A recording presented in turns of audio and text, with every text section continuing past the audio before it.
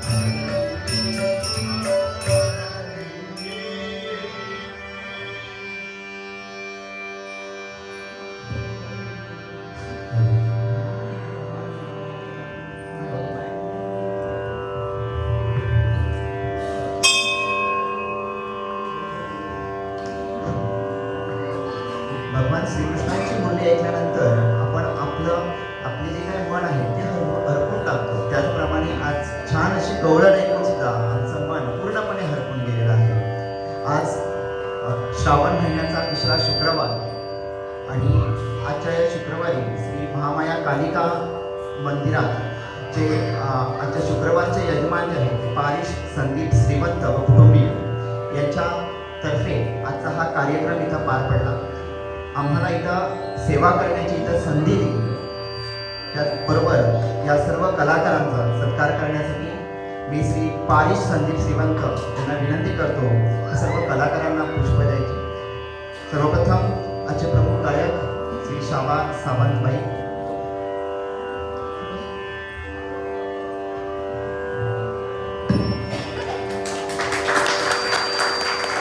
त्याचबरोबर आमच्यामध्ये उपस्थित श्री संजय उसतकर भाई,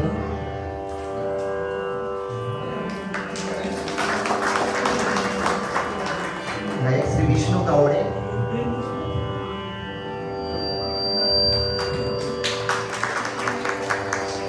श्री विनायक गावसबाई,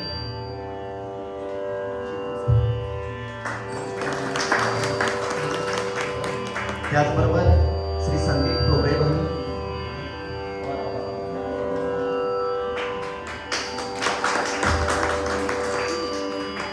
संवादिनीवर उत्कृष्ट अशी साथ केलेली म्हणजे चंद्रकांत गावकर भाई,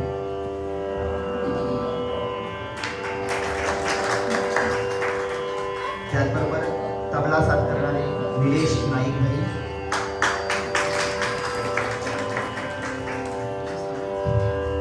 व सूत्रनिवेदन श्री अभिजित भाऊ.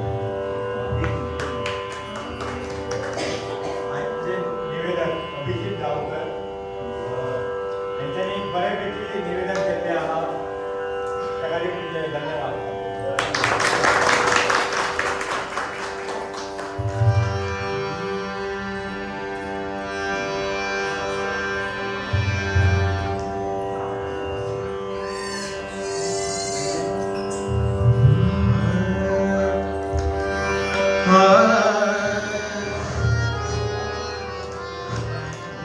भजन कार्यक्रमाचा शेवट किंवा शेवटचा स्वर म्हणजेच भैरवी. भैरवी म्हणजे केवळ एक राग नव्हे तर मनाला शांत करणारी, अंतर्मुख करणारी आणि भावनांना स्पर्शून जाणारी अशी अनुभूती. आजच्या या सुंदर कार्यक्रमातील प्रत्येक स्वर, प्रत्येक ताल आणि प्रत्येक भाव आपल्या मनात कायमचा दरवळा राहू दे यासाठी ज्याप्रमाणे कार्यक्रमाची सुरुवात गोड ज्यांच्या कंठातून आलेली, त्याचप्रमाणे या कार्यक्रमाचा शेवट सुद्धा गोड करण्यासाठी हप्त्यामध्ये भैरवी सादर करीत आहे श्री शाबा सावंत.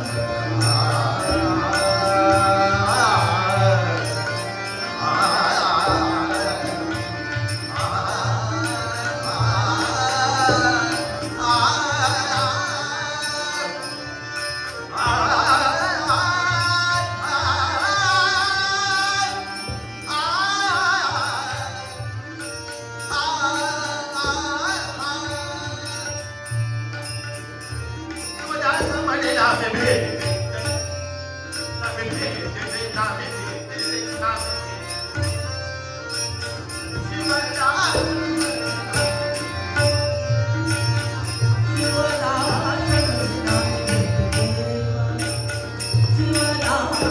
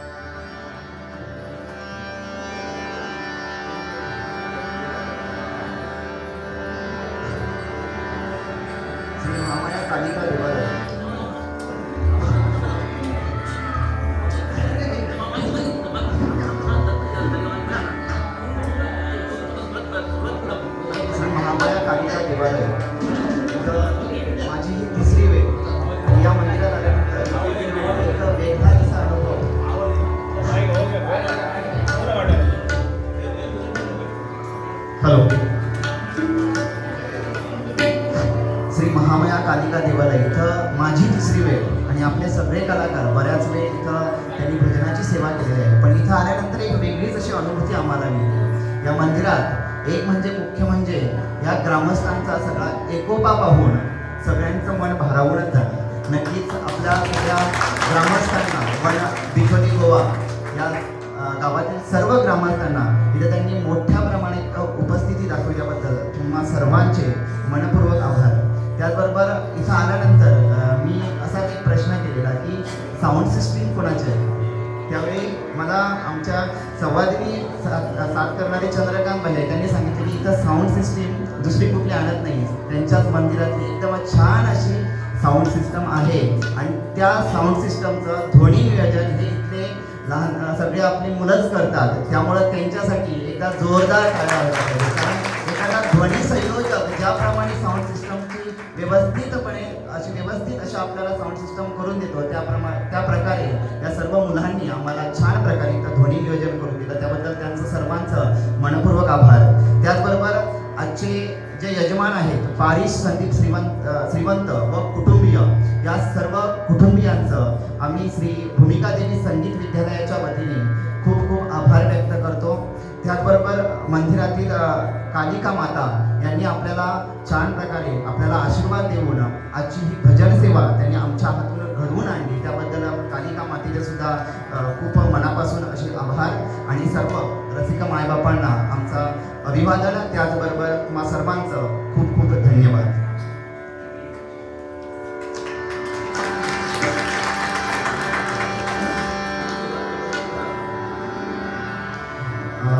श्री भूमिका देवी संगीत विद्यालय पर्य सत्तरी इथं गेली 3 वर्ष आपण आपलं विद्यालय सुरू केलेलं आहे. संस्थापक श्री गुरुवर्य गोव्यातील प्रख्यात असे गायक कीर्तनकार त्याचबरोबर नाटककार श्री विठ्ठल गावस सर यांच्या मार्गदर्शनाखाली आपण गेली 3 वर्ष त्यांच्याकडून संगीताचं ज्ञान प्राप्त करतो आणि इथे लहान मुलांपासून ते वयस्करपर्यंत आपण प्रवेश देत असतो.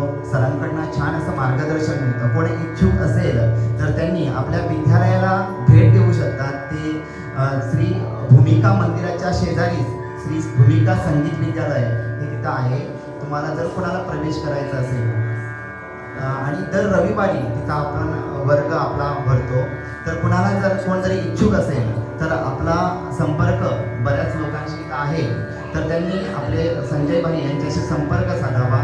लहान मुलंसुद्धा आपली बरीचशी मुलं जी आहेत ते आज पण कार्यक्रम करतात. आपण हल्लीच श्री आजोबा देवस्थान होंडा इथं आपला छान असा कार्यक्रम झालेला ज्याच्यामध्ये भावगीत भक्तिगीत नाट्यगीत आणि त्याचबरोबर भजनाचा सुद्धा आपण कार्यक्रम तिथं घडवून आणतो आणि विविध ठिकाणी आपण सतत आपला विद्यालयातर्फे आपण कार्यक्रम घडवत असतो. काही दिवसांपूर्वीच आपला नाट्य महोत्सव झाला रावण सत्तरी येथे. तिथं सुद्धा आमचा छान असा कार्यक्रम झालेला आणि तिथं बहुतेक 8 वर्षाची एक मुलगी होती आणि तिनं छान प्रकारे आपलं सादरीकरण केलेलं. त्याचबरोबर वाळपई येथील एक विद्यार्थी त्यांना सुद्धा उत्कृष्ट असं गायन तिथं सादर केलेलं आणि सगळं रसिक मायबापांकडून त्यांना वाहवा मिळवलेली. तर जर तुमची सुद्धा कोणी छोटी मुलं असेल तर नक्कीच आपल्या विद्यालयाला भेट देऊ शकतात आणि प्रवेश सुद्धा करू शकतात. धन्यवाद.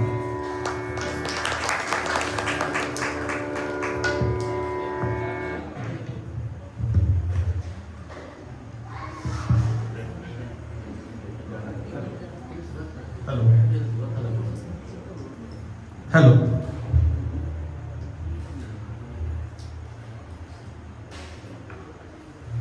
त्याची दान देगा देवा तुझा विठ्ठल